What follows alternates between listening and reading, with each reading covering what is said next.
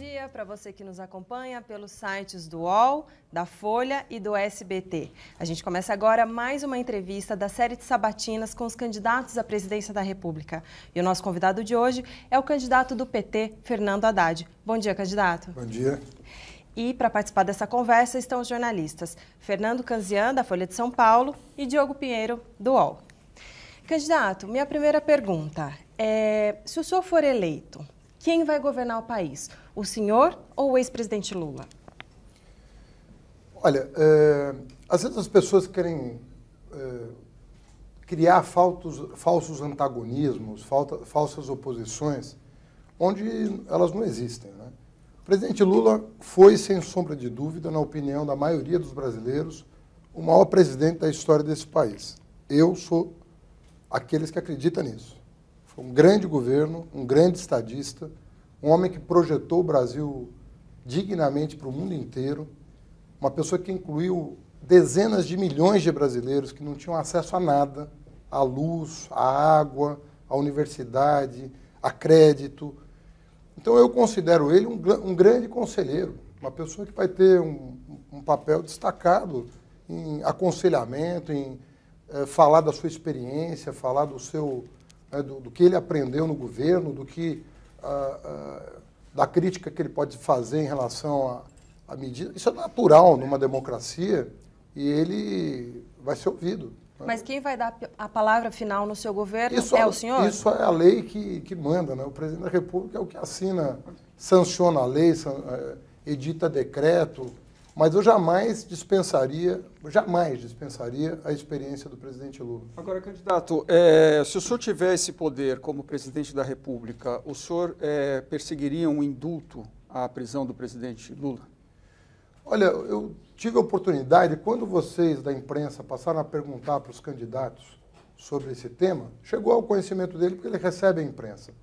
Ele, antes que nós tocássemos no assunto, ele falou: olha, eu estou lendo na imprensa essa coisa de indulto, e fez uma carta inclusive que eu li, por ocasião do seu registro de candidatura, no dia 15 de agosto.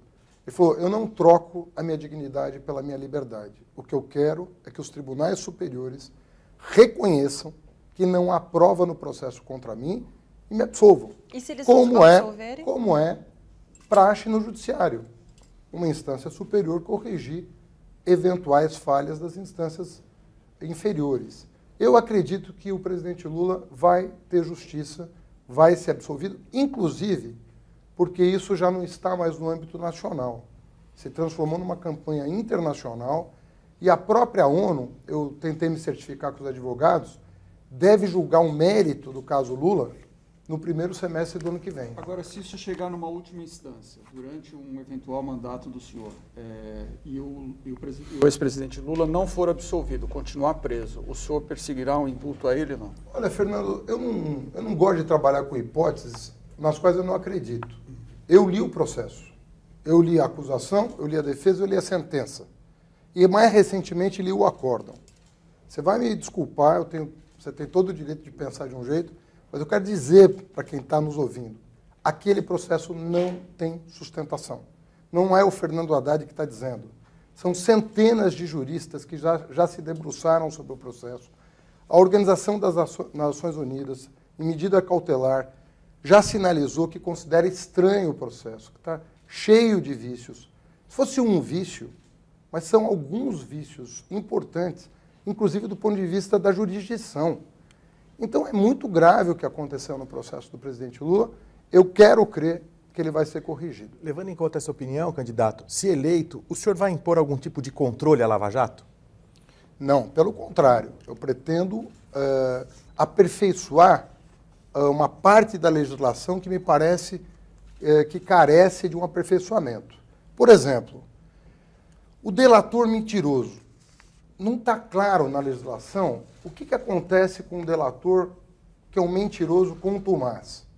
Há muitos que estão gozando do patrimônio e já da liberdade. Já estão em liberdade, alguns com meses de prisão, gozando do seu patrimônio, com provas de que mentiram. O que nós vamos fazer nesses casos? sabe o que eu tenho medo? O que o senhor propõe para esse tipo Eu vou te dizer. Em primeiro lugar, eu acho que tem que ter um protocolo, e aí nós vamos procurar o Ministério Público, o Poder Judiciário, para estabelecer regras mais precisas sobre as punições para o delator mentiroso. Em segundo lugar, na minha opinião, a legislação brasileira ficou muito frágil em relação ao corruptor. O corruptor, ele em geral, alega concussão, que é o seguinte: eu fui obrigado a pagar propina, senão as minhas obras não andavam. Eu fui obrigado a pagar propina. Quando, na verdade, eles que organizam os cartéis, eles que acabam gerando um lucro extraordinário do qual saem os favores para os funcionários públicos. Na minha opinião, a nossa legislação é muito frouxa com o corruptor. Então, e geralmente, o corruptor é o delator mentiroso. Veja que há uma coincidência aí em quem mente na delação e o corruptor. Regra geral, o corruptor é o que mais mentiu. Então nós temos que corrigir algumas pequenas falhas para evoluir nas investigações, para não permitir que pessoas inocentes passem por constrangimento, para não permitir que pessoas fiquem com medo de combater a corrupção, com medo de represália. Então são pequenos ajustes que nós faremos, eu repito, em parceria com o Ministério Público, para que não paire dúvidas de que nós, do Executivo, vamos jogar na linha do combate à corrupção, fortalecendo as instituições, como fizemos, reconhecidamente por todos os órgãos de controle. E por falar em controle, o senhor é favorável a um controle social da mídia no Brasil? Em que termos isso se daria se for uma proposta do seu partido? O que eu sou a favor é de que não haja o excesso de concentração de propriedade, sobretudo propriedade cruzada. Eu dei uma olhada na legislação de alguns países por meio de uma equipe coordenada pelo João Brandt, que deu uma pesquisada no estado da arte no mundo. E eles perceberam o seguinte: o Brasil não tem uma regulação que impeça a concentração dos meios de comunicação em poucas mãos. Então, por exemplo, um estado brasileiro, às vezes uma única família detém a emissora de maior audiência, a rádio de maior audiência e o jornal de maior circulação. Isso no mundo desenvolvido é impossível. Você não pode ser proprietário de tudo num determinado território.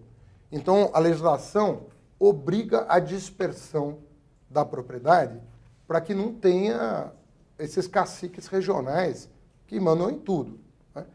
Isso é muito trivial no mundo desenvolvido, para nós é uma novidade, dá a impressão que o Estado quer se meter. Não, o Estado tem que, nesse caso, regular para impedir justamente uma concentração excessiva. Vou te dar um outro exemplo. Infelizmente, os nossos jornais brasileiros entraram com uma ação no Supremo Tribunal para tirar do ar sites em língua portuguesa mantidos por agências internacionais. Então, o El País Brasil está correndo risco. The Intercept Brasil está correndo risco.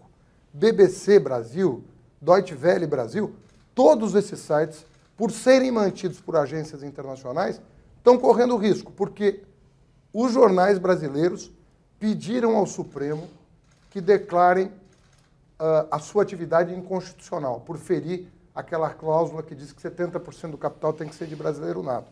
Na minha opinião, os jornais brasileiros estão tentando censurar seus concorrentes. Eu penso que nós devemos regular isso e dizer que não. São bem-vindas as agências internacionais em língua portuguesa, porque aumenta a pluralidade de vozes no país. Quem é que tem medo da diversidade? Não seremos nós. Nós queremos mais diversidade. Candidato, falando sobre governabilidade, eu já vi o senhor falar em outras entrevistas que um dos fatores de desestabilização do segundo mandato da ex-presidente Dilma foi o questionamento pelo PSDB do resultado das eleições, né? E que isso gerou uma instabilidade e que daí, a partir daí, as coisas começaram, foram aprovadas pautas bomba no Congresso e tudo mais. Se o senhor for eleito, pelas manifestações que a gente já vem assistindo, especialmente do candidato Bolsonaro, que é o seguinte: olha, estou com medo, porque todo mundo está dizendo aí que eu perco em todos os cenários no segundo turno, isso aí vai ser fraude, porque a urna eletrônica, o PT fraude e tudo mais, o senhor deve ter visto isso. Então, isso é um indício que é possível que, se o senhor for eleito, mais uma vez, um outro candidato derrotado, se for o caso, vai questionar a legitimidade, o resultado e tudo mais.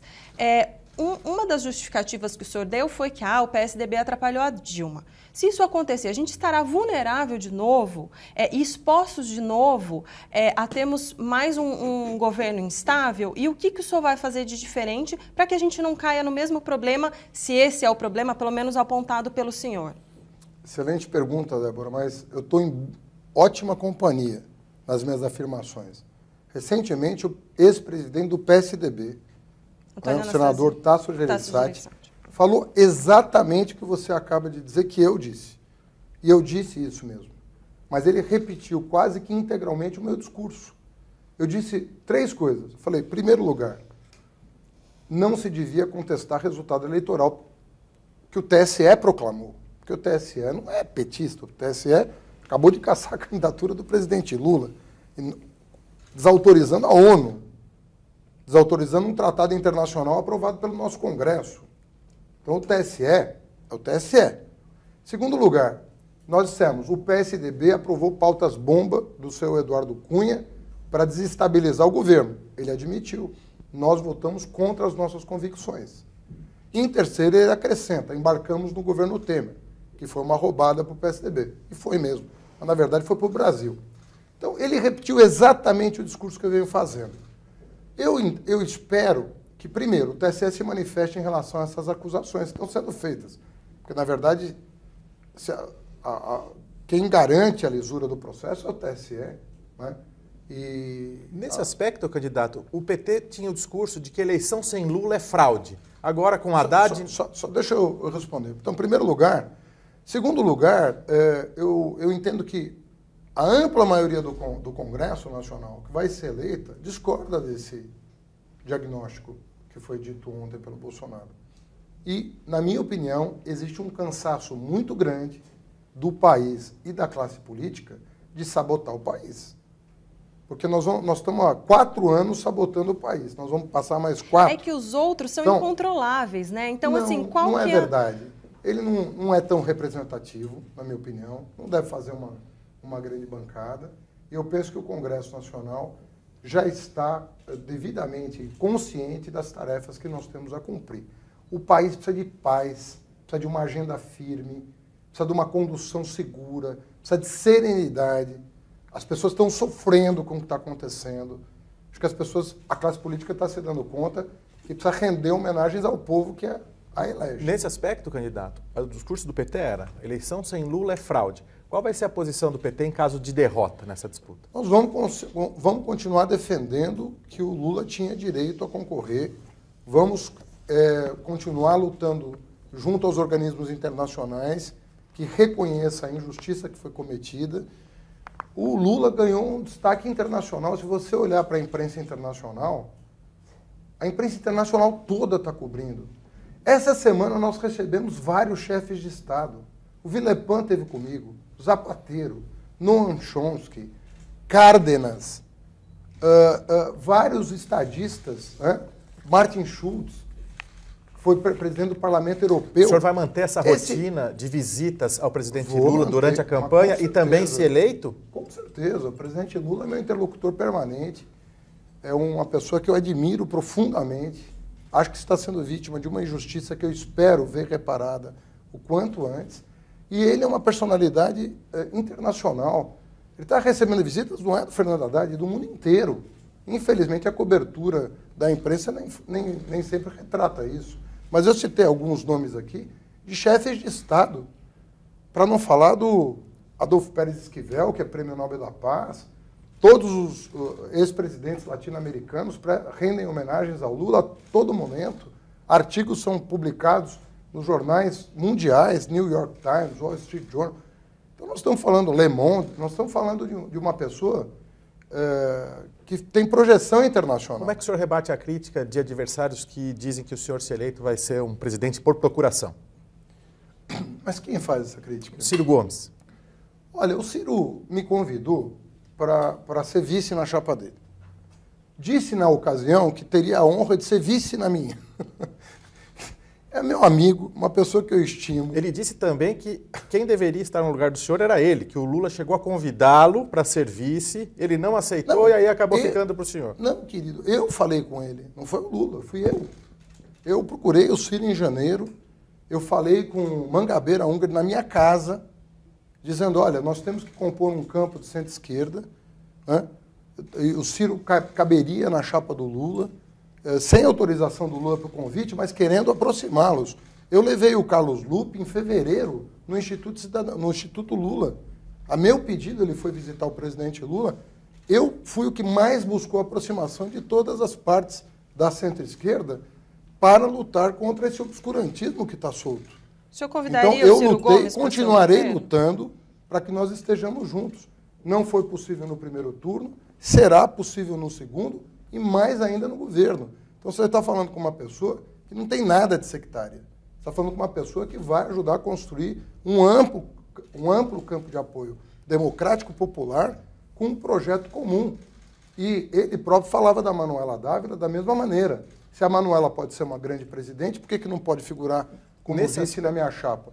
Então, não é nem bacana para a sociedade a gente, em função da disputa no primeiro turno, ficar rebaixando os demais.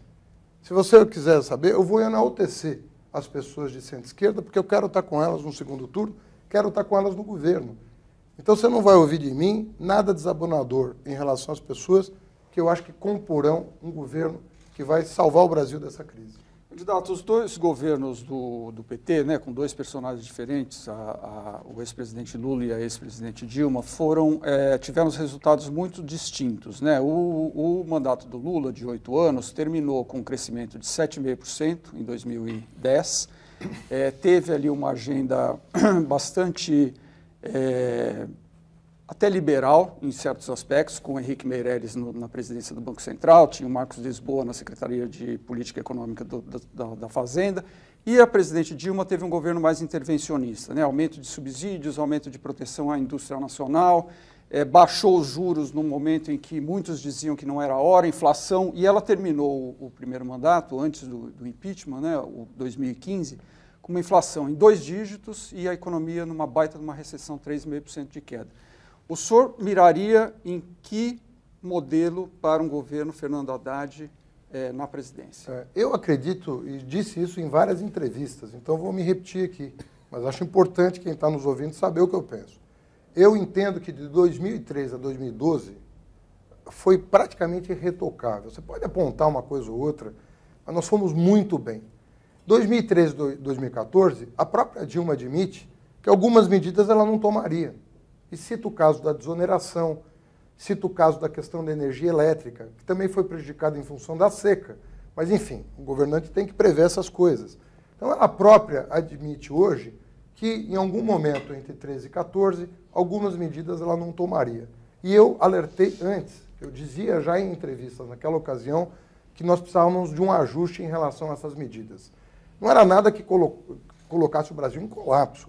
Agora, na minha opinião, repito e faço coro ao que o Tasso Gereissati disse. A crise de 2015 e 2016 não se explica por esses erros. Houve uma instabilidade política a partir de 2015. Essa, sim, responsável por um ambiente de insegurança jurídica e política que fez o investimento privado retrair. E aí nós tivemos a queda do PIB. O que prejudicou a minha administração, a administração do país, prejudicou todo mundo. Mas foi um ato político da oposição visando a tomada do poder. Agora, candidato, olhando para frente, então, o nosso problema hoje, eu não sei se o senhor tem esse diagnóstico, é um problema fiscal de natureza monumental, né? Déficits recorrentes, cerca de 130, 150 bilhões de reais por ano para a gente tentar estabilizar a dívida. O seu coordenador de economia na campanha, o Márcio Pockmann, que foi ex-presidente do IPEA, disse numa entrevista à TV Folha que acha um equívoco considerar que uma reforma da Previdência resolveria o problema fiscal. Diz que tem dúvidas se a questão da Previdência é uma questão emergencial e disse que a idade mínima não é uma questão central nesse momento, sendo que os próprios dados do IPEA, que ele já presidiu, mostram que o aumento aí do gasto com previdência, né, tem sido exponencial, 53% para 56% da despesa do governo no último ano. 270 bilhões de déficit na Previdência. Qual é a proposta da Previdência? Eu acho que é um problema emergencial. Vai ter um projeto imediatamente para aprovar uma reforma da Previdência? Deixa eu situar um pouco, porque eu não quero aqui passar uma ideia errada. O Márcio é um professor, candidato a deputado federal, e é uma pessoa independente do ponto de vista intelectual. Mas participou do programa. Ele participou como 300 outras pessoas participaram, né? Eu não estou querendo desmerecer a contribuição dele. Eu só estou querendo dizer que o programa que foi para o TSE é um programa que foi validado por mim e pelo presidente Lula. Então, vale o que está escrito. Agora, as pessoas continuam tendo a opinião delas sobre outras coisas. E a sua opinião sobre a reforma? A minha opinião, eu vou dizer para você. Nós temos um problema fiscal. A nossa divergência com o PSDB é como resolver o problema fiscal e em que horizonte. Na minha opinião, o PSDB, o que ele está propondo, e o próprio Bolsonaro está propondo, um remédio que vai tornar a retomada mais lenta do que no nosso entendimento. Então, é um problema de desenhar a trajetória adequada para garantir três coisas. Sustentabilidade fiscal, porque ninguém é a favor da dívida, uma trajetória explosiva da dívida, e o Lula foi o presidente que mais reduziu a dívida pública da história do país, sem aumentar imposto. Sem aumentar imposto. O Lula herdou 32% de carga tributária, entregou com 32,5% de carga tributária, porque houve uma enorme formalização do mercado de trabalho.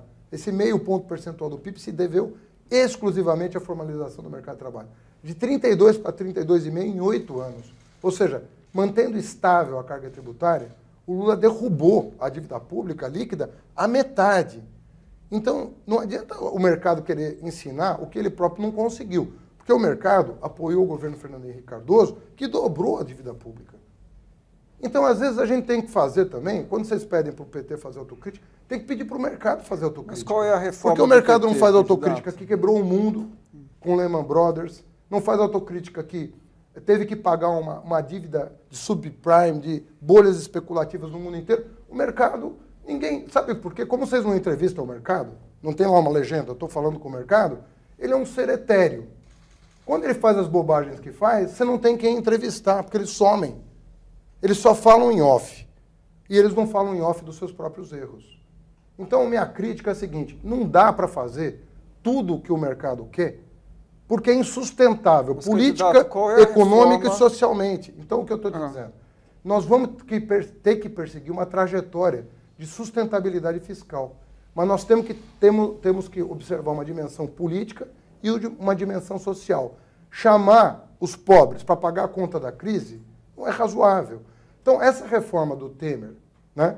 Não estou falando do último relatório, estou falando da primeira proposta. Os que está na Câmara hoje, relatório da reforma da Previdência, tem coisas úteis. Comissões. O senhor acha que é um relatório válido que poderia ser ajustado para ser aprovado? Eu disse e repito, eu acho que os regimes próprios de previdência deveriam ser o objeto inicial, porque os governadores e prefeitos não vão conseguir pagar suas folhas. E a idade mínima? Em 2 anos não vão conseguir pagar suas folhas. Agora, todas as variáveis, idade mínima, alíquota de contribuição, abre-se uma mesa de negociação, como nós fizemos em 2003 e em 2012. Tem dissensões? Tem. Mas nós conseguimos hegemonia para aprovar 2 reformas importantes em diálogo com a sociedade. Candidato, desde a... Eu não tenho tabu de discutir todas as variáveis. Não podemos ter tabu. Vai ter que sentar e negociar. Tem várias partes envolvidas. Nós fizemos isso. Não estou prometendo que não foi feito. E teria um prazo? Tem. No primeiro ano, nós temos que enfrentar a reforma bancária, porque sem crédito barato nós não vamos em lugar nenhum. Chegou o momento de enfrentar os bancos. 80% do crédito está na mão de 5 bancos, inclusive públicos, que se regem por maximização de lucro privado sem dar satisfação para ninguém e sem falar do cartel que eles hoje representam. Existe uma cartelização bancária no Brasil. Nós vamos ter que enfrentar. Vai ter uma abertura para entrar novos bancos? Não adianta tirar o nome das pessoas do SPC com essa taxa de juros. As pessoas vão voltar para o SPC. Vão ter medidas Você percebe que, outro dia, ontem me perguntaram, vocês estão copiando a ideia do Ciro? Eu falei, não, a ideia do Ciro é muito limitada. Tirar o povo do SPC um ano para voltar no ano seguinte, nós temos que enfrentar a reforma bancária. Candidato, e aí o senhor vai a reforma tributária, né? Também, e as reformas complementares, inclusive o fim do teto de gasto para ter algum espaço fiscal para a retomada dos investimentos públicos, com parceria, com concessão. Não sou nada contra isso, porque eu fui autor da lei das PPPs no Brasil. Desculpa, eu não quero Eu fui convidado para o Ministério do Planejamento para elaborar a lei das PPPs. Eu não quero te interromper, mas eu quero perguntar. Não, eu gostaria de saber... que ultimamente eu tenho sido tão interrompido que às vezes... Mas aqui o senhor está falando bastante. É verdade. A ideia é Agradeço o bom jornalismo que vocês fazem. Obrigada. A ideia é eu te ouvir. Não, mas falando dos bancos, né? O senhor falou até em cartelização, são poucos os bancos no Brasil. O senhor abriria... no seu governo medidas para que mais bancos de fora ou até do Brasil florescessem? O que de específico o senhor tem em relação a isso? A questão das fintechs também. São algumas coisas. Em primeiro lugar, eu estou animado com a evolução, não só das fintechs, que é um tema recorrente, mas das cooperativas de crédito no Brasil. Elas estão tendo um avanço significativo. Eu perguntei para o próprio presidente do Banco Central, com quem eu tenho uma boa relação pessoal, o Ilan, como é que ele via recentemente. E ele falou, olha, Fernando, tem um grande campo para evoluir com as cooperativas de crédito. Mas também chamou a atenção para as fintechs. Agora, eu disse a ele o seguinte, eu quero colocar um chicote e uma cenoura no sistema bancário para que quem reduzir o juro pague menos imposto e quem cobra juro muito mais alto pague mais imposto. Introduzir um elemento de progressividade no sistema. Aí o próprio William me perguntou, mas você pretende elevar a carga tributária do sistema bancário? Eu falei, não, eu estou querendo punir quem cobra muito e estimular quem cobra menos, juros para o tomador final. Ele falou, eu vejo isso com bons olhos, eu não acho que vai ter problema. O William é um bom presidente de Banco Central no governo do PT, não? Olha, a equipe do Temer, ela, independentemente dos méritos pessoais, ela ficou marcada. O senhor tiraria porque é um governo... Olha, eu fui ministro da Educação durante 7 anos. Se você perguntar qual foi o critério que eu utilizei para escolher meus assessores, você pode fazer a pesquisa que quiser. Obviamente que a pessoa tinha que ter lado, tinha que ter uma visão de educação parecida com a minha. Mas eu nunca fiquei pedindo para saber que time de futebol o sujeito torce para indicar um bom técnico. Agora, a política, ela tem que ser seguida pelo plano de governo. Então é o seguinte, você fala do A, B ou C, não importa. Você concorda com esse plano de governo, com as bases? Você não precisa concordar no detalhe. Mas você concorda com as bases desse plano de governo? As pessoas que responderem sim, são candidatas a ajudar. Candidato, o senhor falou em plano de governo e falou que o Márcio Pockmann, que é um dos idealizadores, tem opiniões pessoais. Mas no plano de governo no qual o senhor assinou, que o senhor disse que assinou, existe uma proposta que é isentar todo mundo que ganha até 5 salários mínimos do imposto de renda sobre pessoas físicas. E que isso será compensado com aumento de imposto sobre grandes fortunas. Não, sobre cobrança de IR sobre dividendos. Sobre dividendos e tem também a proposta de tributar a pessoa. O senhor acha viável mesmo isentar todo mundo que ganha até 5 salários mínimos? Estão falando aí de R$5.000 praticamente de rendimento individual. Olha, os estudos que foram feitos pelos técnicos da Receita indicam que sim, e que isso teria um benefício adicional, que é aumento do consumo das famílias de média e baixa renda. Por quê? Porque o que a gente chama, nós economistas chamamos de propensão a consumir, é tão maior quanto menor a sua renda. Quando você tem pouca renda, você consome mais dela do que uma pessoa rica. Então, um banqueiro que recebe dividendo e não paga imposto de renda, bota no banco a juro o que ele recebeu de dividendo. Ou então gasta no exterior. Ele não movimenta o mercado interno. Quando é uma pessoa de média renda, aquilo a mais que ela vai, aquela renda disponível maior, ela vai pagar suas dívidas, ela vai fazer um crediário, ela vai trocar de casa, ela vai trocar de carro. E nós precisamos de algum tipo de aquecimento imediato da economia. Então, aumentar a renda das famílias de média e baixa renda é fundamental para reativar o mercado. Lembrar um pouquinho sobre composição, alianças. Em 2012, O senhor posou para uma foto lá do presidente Lula nos jardins da mansão do Paulo Maluf aqui para fechar um acordo com o senhor para a eleição em São Paulo. Esse ano o senhor está aliado ao PCdoB e ao PROS. O senhor disse que terá uma dificuldade grande nesse começo para se aprovar as reformas no Congresso. Qual vai ser a política de alianças de um governo Fernando Haddad? Esse ano o senhor já esteve em Alagoas com Renan Calheiros. O senhor vai repetir o modelo adotado por Lula e Dilma naquela questão do toma lá da cá, com a relação às alianças no Congresso Nacional? Tá. Primeiro, recapitular o que aconteceu em 2012. Eu disse em 2012 que eu aceitaria o apoio de todos os partidos da base de sustentação do governo federal. Porque não tinha cabimento eu dizer não a um apoio aqui de partidos que nos apoiavam e me apoiaram como ministro durante 7 anos. Eu fui ministro. Eu nunca perdi um projeto no Congresso Nacional, nem uma emenda constitucional. Eu aprovei mais de 50 leis e 2 emendas constitucionais que criaram Fundeb, novas universidades, ProUni, FIES sem fiador, Pró-Infância, Caminho da Escola, Piso Nacional do Magistrado. Tudo isso foi aprovado com o apoio desses partidos. Aí chego na cidade, não, aqui vocês não prestam.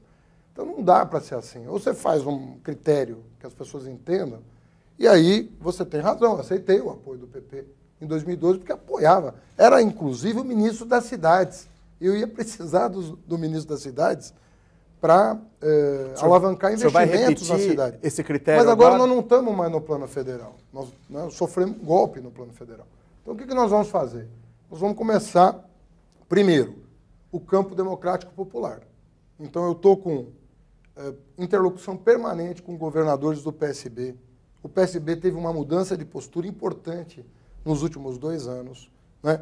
Existe dissidência em outros partidos que querem se aproximar. E o Centrão? Em função do fracasso. Olha, o Centrão, eu acho que ele abraçou outro projeto.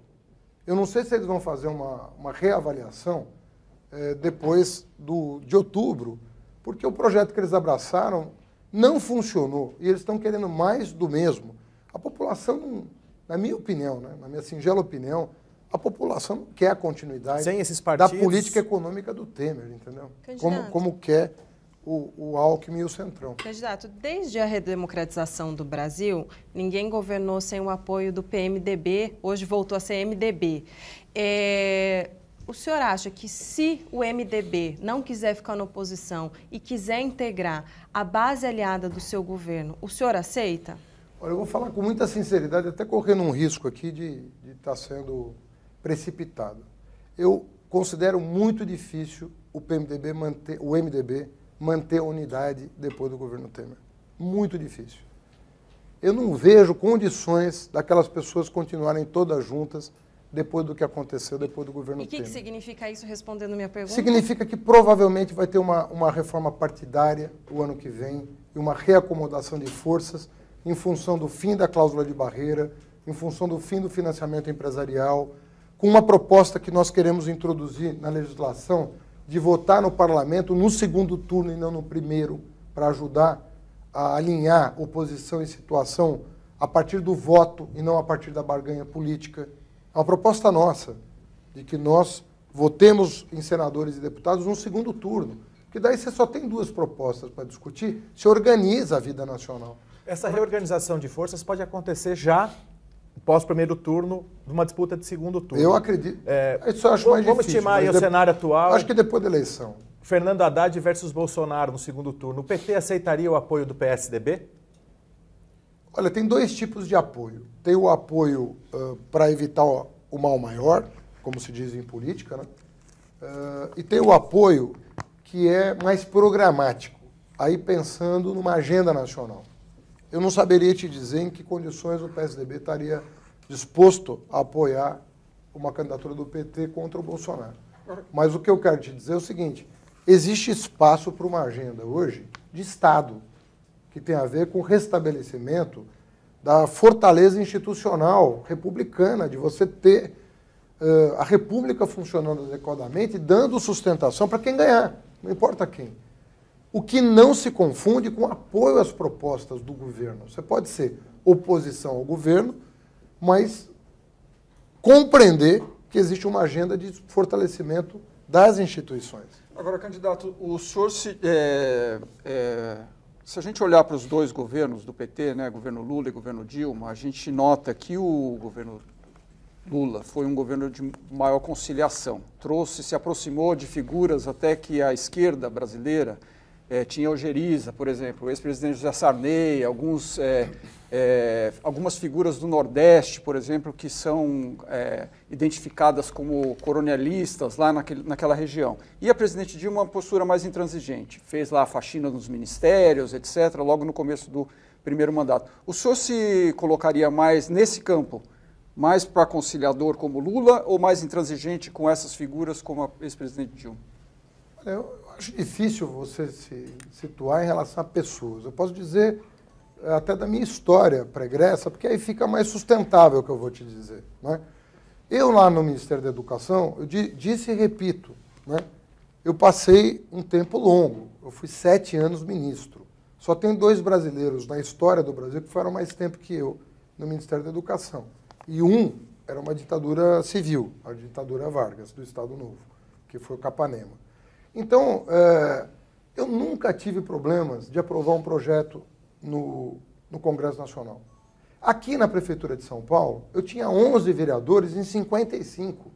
Eu aprovei um plano diretor que foi considerado pela ONU um dos mais avançados do mundo, com 37 votos.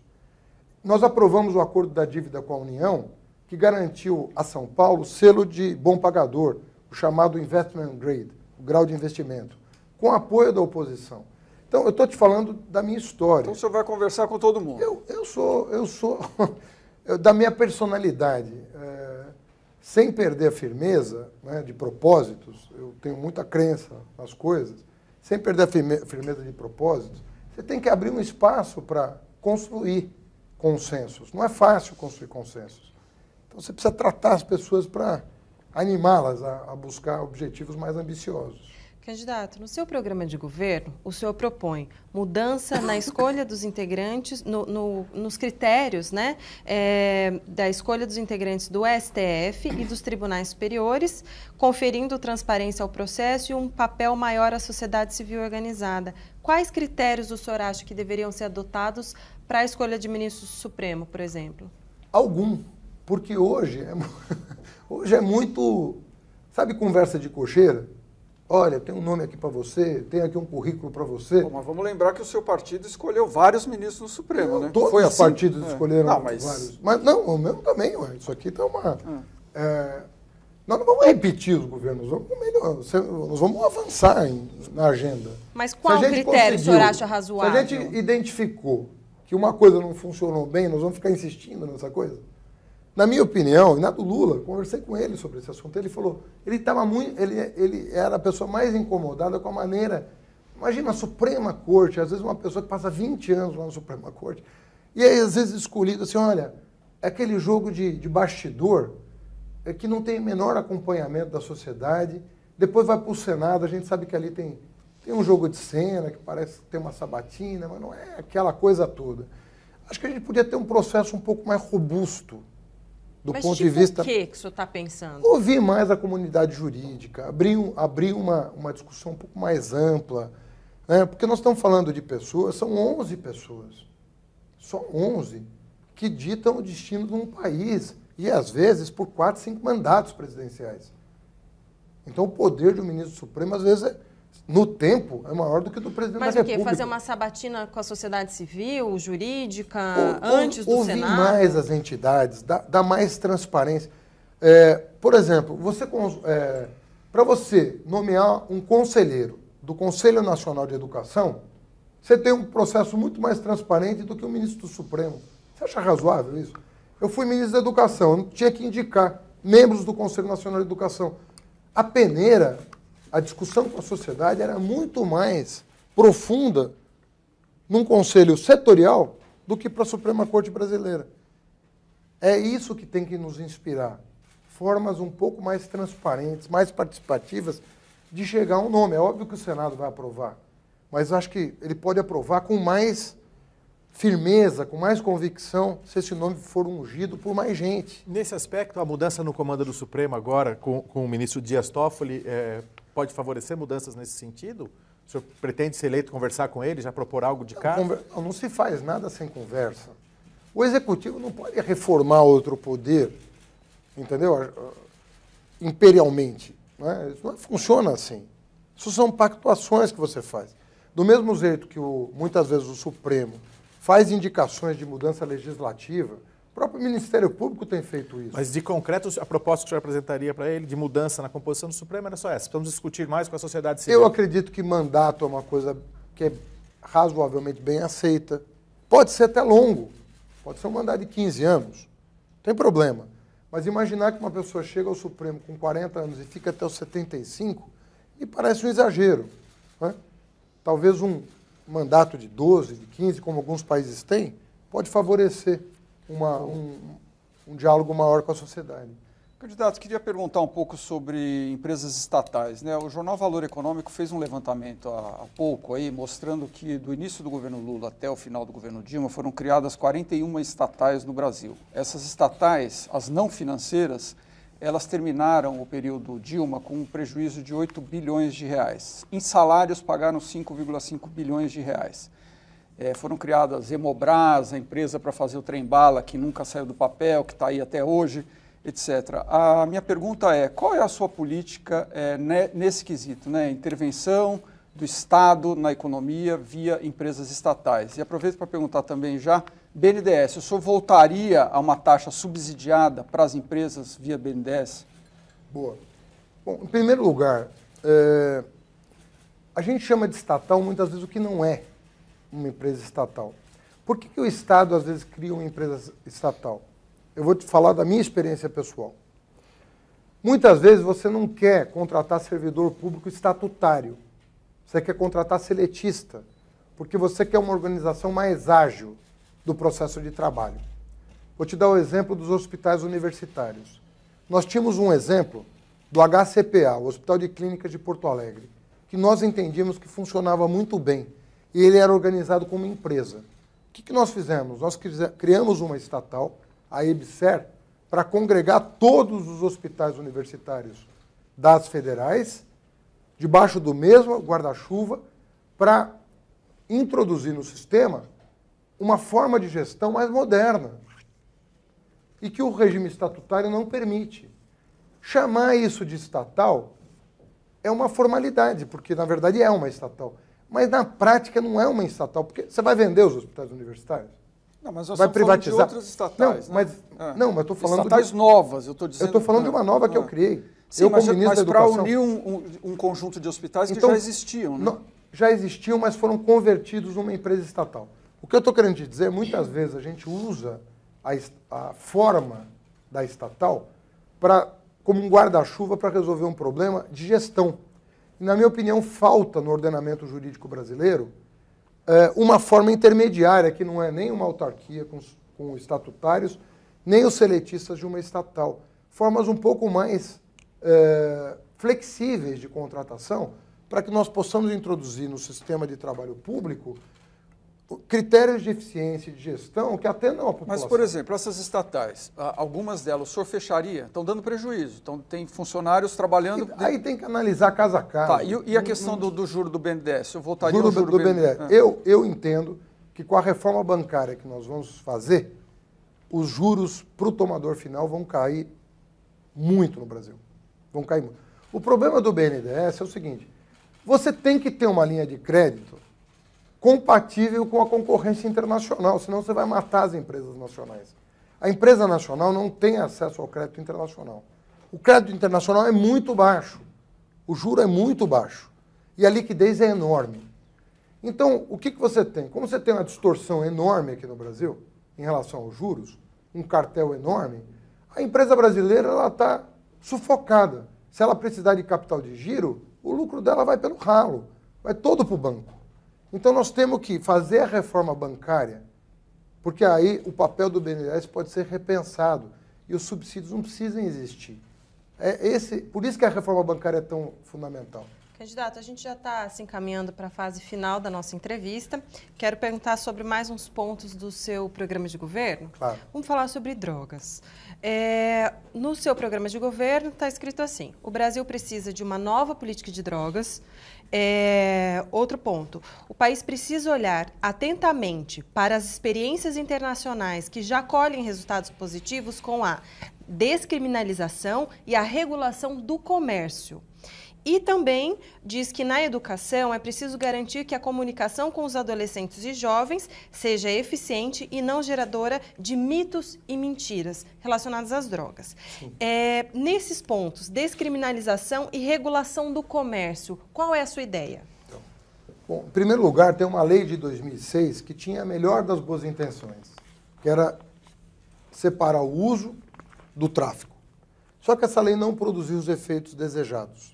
Por quê? Porque como deixou a critério da polícia e do judiciário fixar a fronteira entre uma coisa e outra, virou uma confusão no país.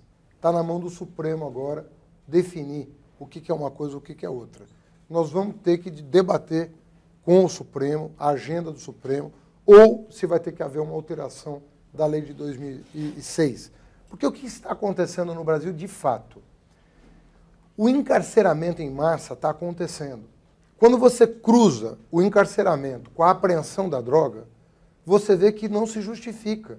Está prendendo centenas de milhares de pessoas.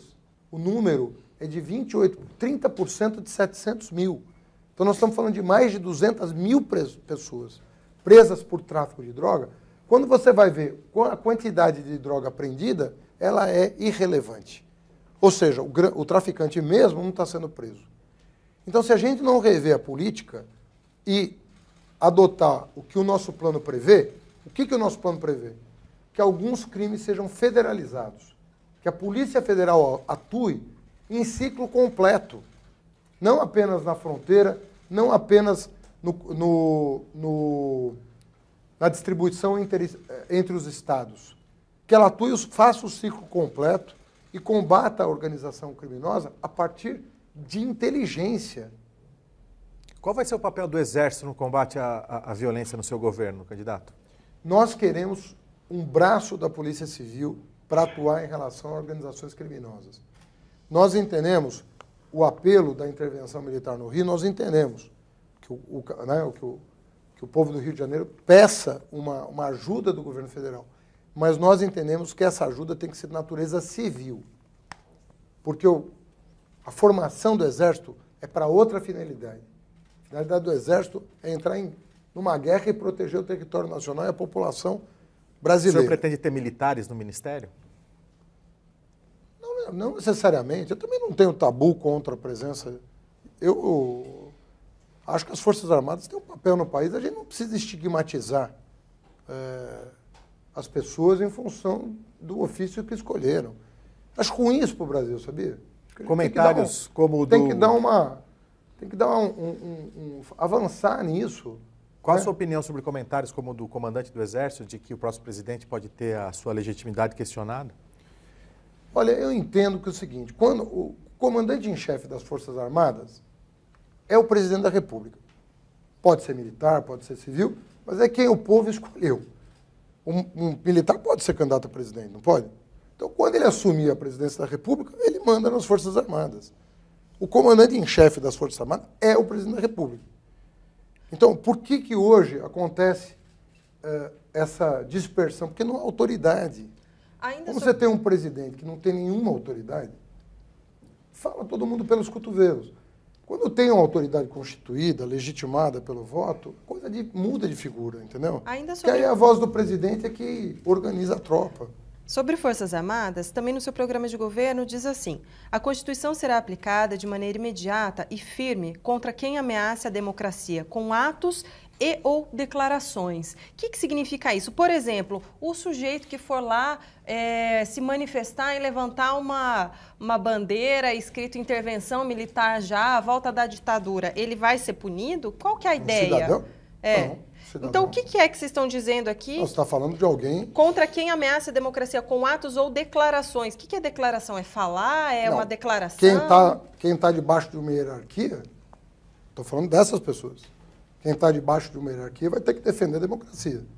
Quem estiver sob o comando da presidência da República vai ter que defender a democracia. Não vai ter acordo com quem quiser sabotar a democracia no Brasil. E aí vai ser feito o quê? Não teremos discussão sobre isso. Isso aqui é um Estado democrático de direito. O que falta aperfeiçoar, nós vamos aperfeiçoar. Todos estão convidados para isso, mas não vai se admitir. Quem estiver debaixo da autoridade da presidência da República não vai poder sabotar a democracia. Então, nem com gestos, nem com declarações, nem com nada. Se um membro das Forças Armadas se for der um uma cargo declaração de confiança, dessa, está na rua no dia seguinte. Não se brinca com a democracia. E se for um membro... Nós estamos num momento delicado, um membro da ativa não pode. E o que vai acontecer com ele? Ato disciplinar. Existe regimento para isso. Ato disciplinar.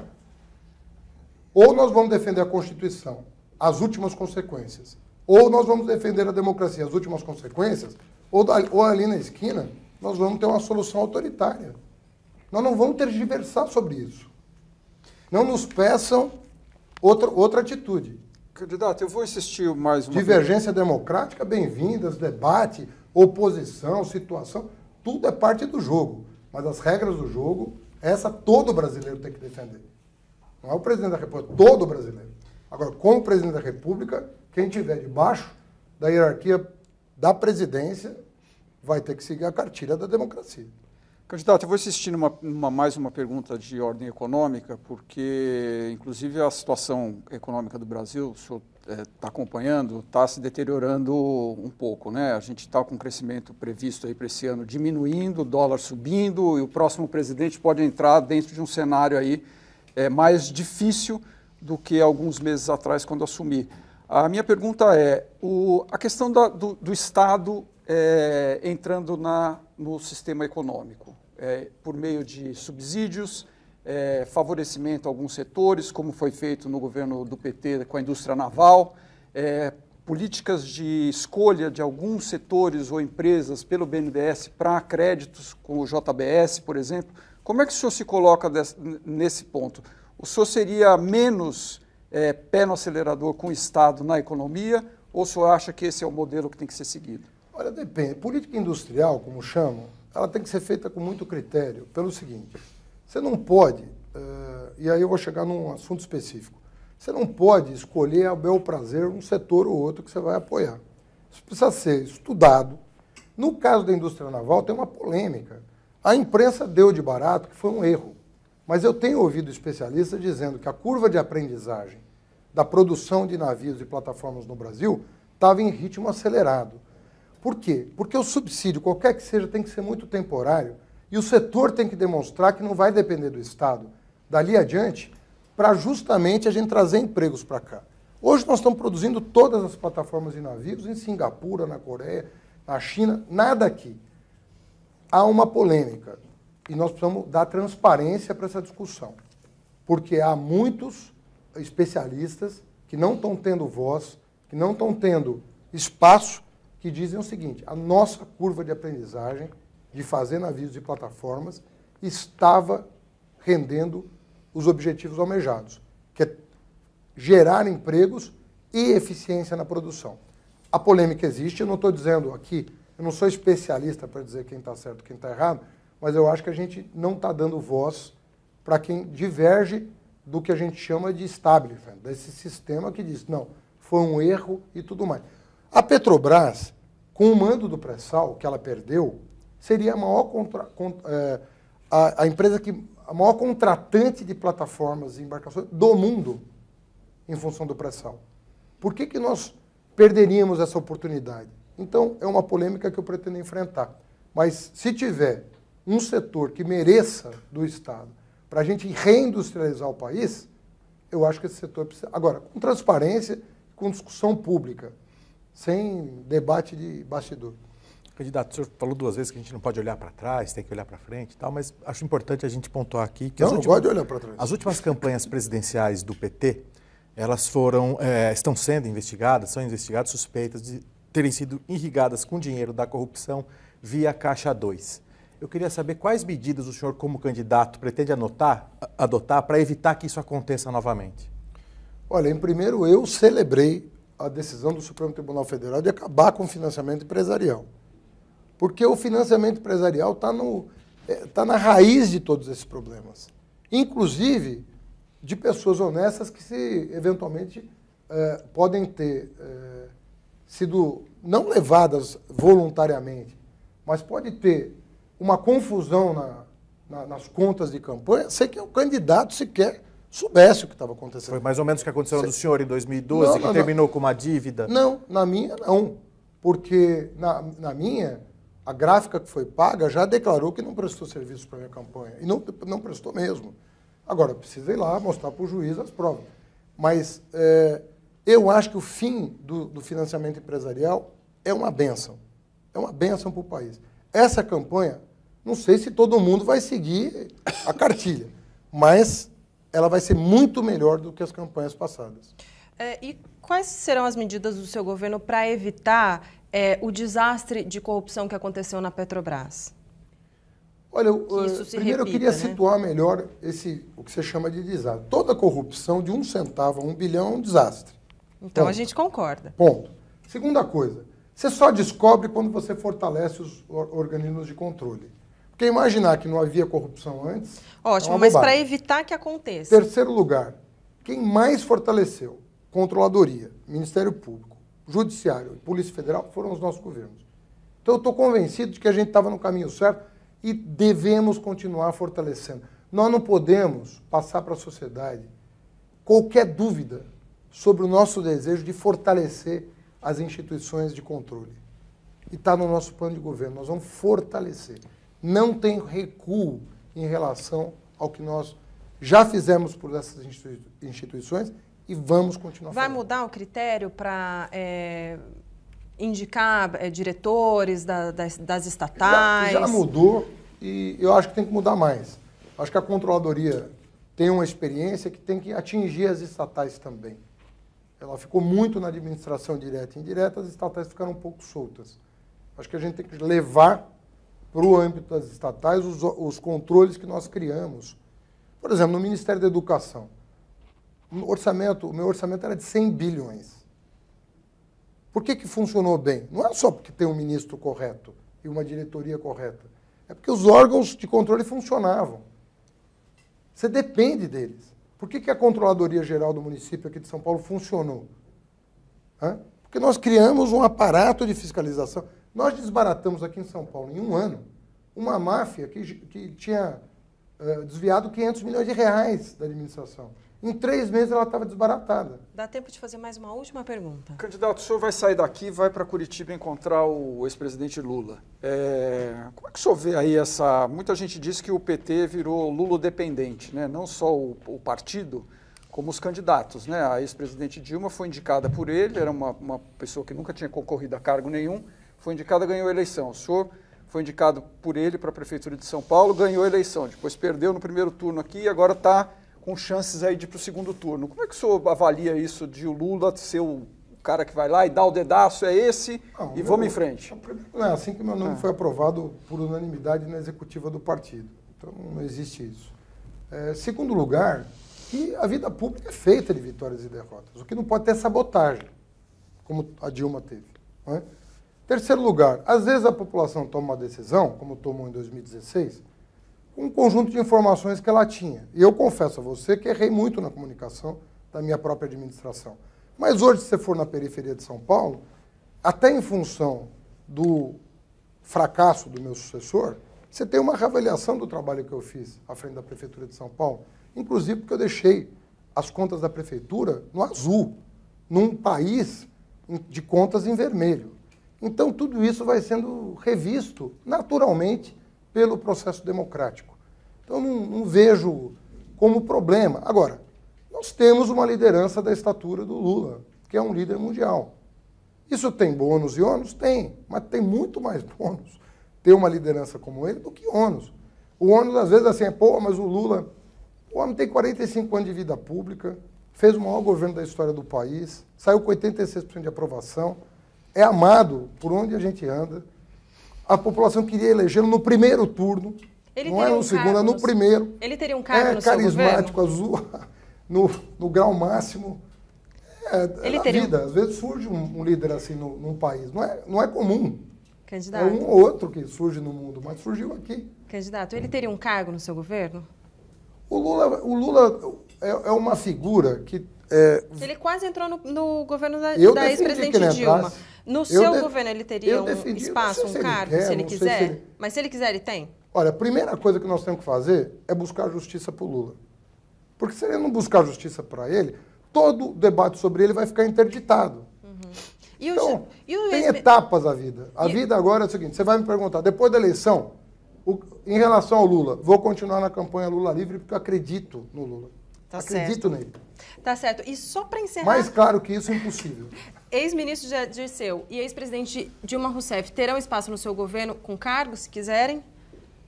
A Dilma vai ser senadora, né? Sim, mas você pode convocar um senador para ser ministro. E você veja que o Aécio Neves nem se dispôs a concorrer com ela. Você vê como a vida dá voltas. Né? Mas sim ou não, candidato? Eu acho que a Dilma...